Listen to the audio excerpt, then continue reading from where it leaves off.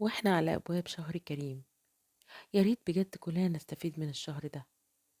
رمضان السنة دي جاي والعالم كله بيمر بظروف اقتصادية صعبة، فبلاش الإنفاق في حاجات ملهاش لازمة.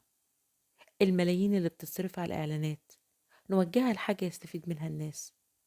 الإنفاق الزايد على المسلسلات والأعمال التافهة في ناس كتير محتاجينه. الحاجات اللي مش مهمة ونقدر نستغنى عنها ونساعد بتمنها حد محتاج نستغنى عنها.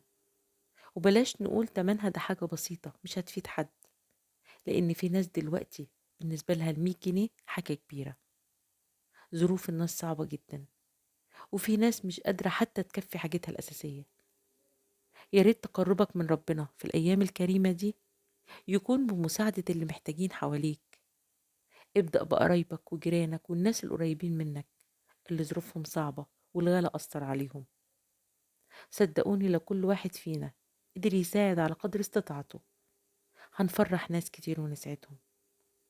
خلي صداقتك تسبق صلاتك وصيامك ودعائك، واعرف إن ما نقص مال من صدقة. تاجر مع ربنا وهتكسب خير كتير. خلي رمضان السنة دي صيام وصلاة ورحمة وتكافل.